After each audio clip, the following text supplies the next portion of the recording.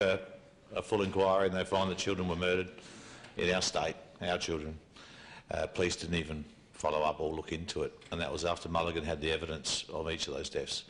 And Scone has just put everything into that. We put on a rally, just so you know, before the last state election, and we had it was the biggest rallies in the state. Everyone dressed in red. We filled King William Street, didn't we? All the way from Victoria Square to Parliament House, with young children, disabled, in wheelchairs, we all dressed in red. I think I paid out a fortune in red helium balloons, if I remember correctly. And just so you know, it was the biggest rally ever. We had the best speakers there, you know, Freda Briggs, everybody came, Dignity for Disabled, and no media were allowed to come. Mike Rand stepped on them, never got covered. And if you don't think that happened, you go onto YouTube, punch in my name or Scone's name, and go and have a look. It was the biggest rally ever, no media. Mike Rand banned them. So just so you know how it works. Jenny, come and do some uplifting stuff about how great the world is, could you please?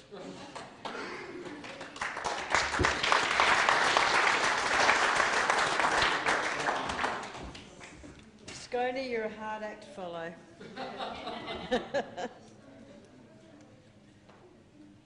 Now, it's supposed to be about patriotism, and some of you have heard parts of this before, but so much has happened in the last few weeks that I've changed a little bit of it. And thanks, Mark, for allowing me to talk. And I'm a not too far off 70 age pensioner, a mum, a grandmother and a nurse. I used to worry about the things I heard on the news and often said out loud, why doesn't someone do something? It took me a while to realise that I was someone, and we're all someone, and so I soon became a big mouth. I choose to be a big mouth because of my concern for what we're leaving our kids and grandchildren, given that we seem to be allowing parts of our country to be sold off to the highest bidder at a frightening rate. And while I agree with every other country investing in Australia, I'm against their outright ownership, especially when we're not allowed to buy land or buy our own land in their country. They're smart enough to protect what they own, why aren't we? My talk is about patriotism, but in reality it's more that we seem to have lost our patriotism. So I've got some questions for all of you, and you figure out just what patriotism involves for all of you. If I speak quickly, it's because there's a lot to say in just 7 minutes, but thanks, Scone, I've learnt that I can go over time.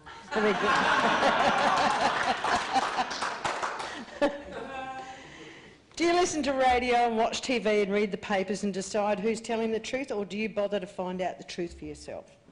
Mind you, if you watch the ABC, you'd be better off doing your own research. Do you look at the future in the bigger picture for your children and grandchildren? Do you wonder who'll feed us and them into the future? And where our water's going to come from, and why or who it is being sold off to? Government on both sides over time have sold off parts of our country and our water rights to foreign interests. In fact, up in the Adelaide Hills they've done that. But in the driest state, in the driest continent on earth, they still tell us that water is a finite resource and to be careful with its use. Do you worry that our industry is going offshore and closing down?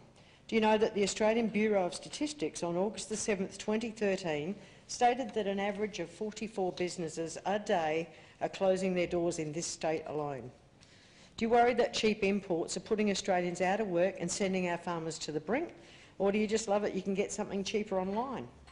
I know it's hard to pay more than to buy Australian in these economic times, but the fact is, if we don't, we won't have those businesses for much longer. Do you question why parts of our Australian food bowl are being sold off to the highest bidder or being raped by fracking for coal seam gas and the water table poisoned, all driven by the almighty dollar? The carbon tax and the demise of cheap coal power lost has seen us priced out of ownership and livelihoods. Industry and self-sufficiency are fast going out of our reach, and do you wonder why the government don't realise that at the end of the day, when the food bowl is ruined and toxic, that you can't actually eat or drink coal seam gas? Do you know that our Commonwealth Constitution has been changed without our knowledge or consent, when legally it required a referendum of the people, but they didn't even ask us? Did you feel like a second-class citizen in your own country when the previous federal government gave $500 million for Muslim schools in Indonesia, but by comparison gave just $1 million to assist with the flood clean-up in Queensland? And knowing that on any given night there are over 1,000 Aussies doing it tough and sleeping in streets and parks with no help given in this state alone, and thus Salvation Army figures. but there's no record of one asylum seeker who's been placed in that position. Doesn't charity begin at home? Do you get angry at so much government interference and regulation of our private lives? Who we can associate with, who we can criticise, even telling us that we cannot discipline our own children, and the results of that are easy to see. And just last week, Bob Such, MP, has put forward a bill to enable the government to enter your home on a regular basis to tell you how to bring up your children. This bill will apply to everyone, not just recognised child abusers. How many more aspects of your private lives are you willing to give up and have overseen by government? Why do we adhere so unquestioningly to the political correctness which is designed to contain and silence your objection? It kills freedom of speech, and it seems that the government has deemed that truth is the new hate speech and is to be silenced. If we have to obey the rules and regulations which demand our unquestioning obedience, how about the government following a few rules and regulations that we ask for? For example, truth in labelling, GMOs, halal certification. Halal certification seems to cover almost every food now, and this is for a minority of 1.5% of our population, and yet we, the majority, don't have a say in that. I find it very strange that Vegemite and water is now halal certified, and it led me to wonder if they're now ritually killing their vegetables in the rain as well. I find it a pain in the neck just knowing all of that. Your silence to all that is your consent. Do you know that most of the rules and regulations are not even legal under this Constitution, and I can prove it, and so can other people in this room? Do any of you know what the Lima Declaration of 1975 was? Do you know what it involves and how it affects all of us? Do you know what was decided at the Agenda 21 Earth Summit in Rio in 1992? Google it and wonder why we were not asked. Better yet, and while we're on that sort of thing, how about the new Trans-Pacific Partnership that's coming up and nobody's been consulted? And that isn't just you and me. Only the top echelons of the governments of each country know what's in that, although there have been leaks. And so they're not even getting to comment on it, the people that we elect, just a few, select few in each country. What's been leaked is the fact that it mostly favours America and not us. Anyway, where am I up to? While we're not asked. Better yet, read a book called How to Kill a Country by Thurban Weeson Matthews. It will make you sick. I've got a letter here from the Honourable Robert McClelland, written in answer to a question from a constituent in June 2010, re our Constitution and the recognition of local government. What it says is the Attorney-General, Robert McClelland, the date of that letter is June 2010, Brunswick Heads, New South Wales. Dear Mr Thompson, whoever that was, I refer to your letter received on the 10th of June 2010 regarding the 1988 referendum. In 1988, 4 proposals to amend the Constitution were put to voters in accordance with the Section 128 of the Constitution. One of those proposals sought to give constitutional recognition to local government, but the proposal was not carried. The Constitution does not currently recognise local government. Any change to the Constitution to recognise local government would need to be approved by the voters at a referendum. We nearly had one at the last election, but they stopped it.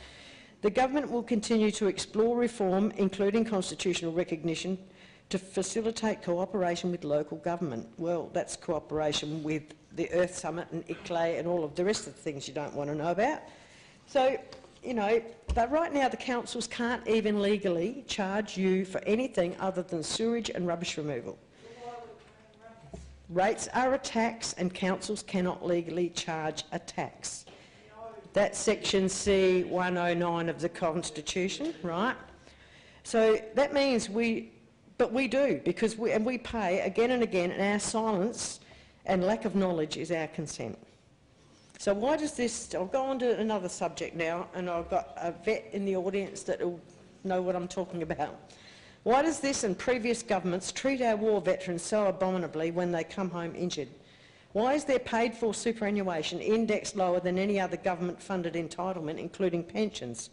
Why has the federal government put the Repat Hospital in the hands of the state government, and since it has done that, services for veterans have now been downgraded progressively? Haven't they, Alan? Veterans have to compete with private patients, often for treatment of their own hospital, and this is happening just as we're getting now a new young group of vets coming through as a result of recent conflicts from East Timor, Iraq and Afghanistan. The government has now also changed some criteria for veterans who've been treated in past years, but under new regulations will now not be treated. Their treatable conditions haven't changed, but their eligibility for the treatment has. These are the people who've put their lives on the line for this country and for all of us, and who've come home not the person they were when they left, either by wounds in body or in mind, but are used, abused, neglected and discarded by successive governments when they need our help. But governments of all sides turn up to the funerals of our current soldiers killed in Afghanistan, looking as if they give a damn and call it saluting their service. I must be missing something here. Aussies are known all over the world for being laid back and easygoing, and as long as the beer's cold and the footy's on, she'll be right, mate. Well, it ain't, mate. We all know that something's badly wrong, so why do we all do and say nothing? It's time we remembered the pride we once had in this country, the pride in what it stood for and in who we are, and decide that we all do want a future for our kids and grandchildren. They and we all deserve better than this. It's time we took back our country, make your MPs accountable and answerable. They're supposed to be servants of the people. And just remember, we put them there and we can take them out. And make sure they know that. And just one last thing before I go. Just remember, apathy comes before calamity. Look it up in the dictionary.